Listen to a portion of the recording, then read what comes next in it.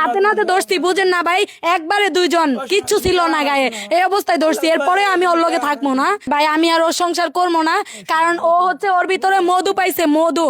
ও হচ্ছে ওই মধু চারটা চারটা খাইতে গেছে, চারটা চারটা খাইছে, ওই মধু চারটা চারটা খাক। ভাই আমার ভিতরে মধু নাই, আমি ওর মধু দিতে পারবো না। 14 বছর বয়সী চাচাতো বোনের সাথে অন্তরঙ্গ মুহূর্তে হাতে নাতে ধরলেন তার স্ত্রী।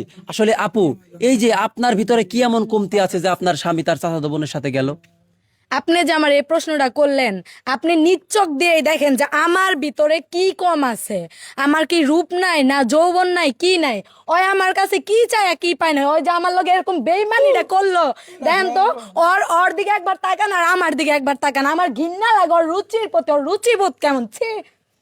আচ্ছা, এই যে আপু, এই যে আপনার চাচাতো মানে এলাকায় এত ছেলে রেখে আপনার চাচাতো ভাইয়ের সাথে শেষ পর্যন্ত কেন গেলেন? ওর সাথে আমার আগে থেকে সম্পর্ক ছিল, সেটা হয়তো কেউ জানে না। এখন হচ্ছে সবাই দেখে ফেলছে এবং কি জানে। মানে আপনার বয়স 14 বছর আর এই বয়সে আপনি সম্পর্ক করেন? হ্যাঁ, সম্পর্ক তো বয়স মানে না। আচ্ছা, এই পর্যন্ত তার সাথে কয়বার শারীরিক সম্পর্ক করেছেন আপনারা? 2 থেকে 3 বার। 2 থেকে 3 বার। এরও বেশি। আচ্ছা, এই যে ভাই, আপনার এত সুন্দর স্ত্রী থাকার সত্ত্বেও আপনি আপনার চাচাতো বোনের সাথেই কেন এই কাজটা করতে গেলেন? ভাই তার যৌবন দেখে আমি পুরো মাথা নষ্ট হয়ে গেছে গা ভাই। তো তার যে এত সুন্দর যৌবন, সে তো যৌবনটা যৌবনের চাহিদা মেটানোর জন্য কোনো মানুষ পাইতেছিল না। তো ভাবছিলাম আমি একটু তার যৌবনের চাহিদা পূরণ করে দেয়, তার একটু আমি হেল্প করি। সে তো অন্য কেউ না তো ভাই, সে তো আমার স্বাস্থ্য বোন। না, সে ঠিক আছে। সে আমি যদি আজকে তার সাথে আমি তার চাহিদাটা পূরণ না করতাম, যদি অন্য একটা এলাকার ছেলের সাথে চাহিদা, তার নিজের চাহিদাটা পূরণ করতে যাইতো, তাহলে কি ভাই আমাদের মান সম্মান থাকতো ভাই? ভাই, আমরা আচ্ছা, আপনি নিজের- মান সম্মানের কথা বলতেছেন, দর্শক মান সম্মানের কথা বলতেছে।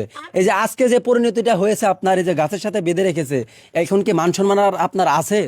ভাই মান সম্মান মান জুতাতে ভাই হলো যায় না ভাই। ও তো আমার স্বাস্থ্য বোন, তাই আমি উপকার করছি ভাই। এই উপকার করাটা কি আমার অন্যায় ভাই? তা আমি এটা কি আমার অপরাধ? এখন আমার বউ আর আমার এলাকাবাসী যদি আমার বাইন দেওয়া হয়, তাহলে কি আর আমার কিছু করার আছে? আমি তো শুধু একটা আচ্ছা ভাই, আপনি মূলত এখানের কি?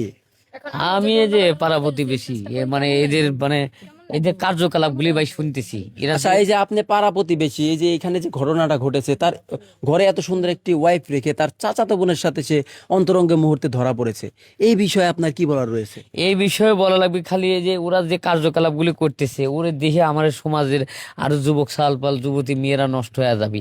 এই জন্য যে বাইরে আমি কইছি যে ভাই যে ঘটনাগুলো ঘটাইছে ওরে বাইরে, এখন যে লোকজন আরো আসতেছে, আমাদের এলাকার নেতা মেতারা যারা আছে সবাই আসতেছে, ওরে জুতোর মালা গলায় দিয়ে চুনকালি দিয়ে রাস্তায় ঘুরবো, ঘুরনের পরে তারপরে যদি সবাই মিলে বিয়ে দেওয়ার সিদ্ধান্ত নেয় তারপর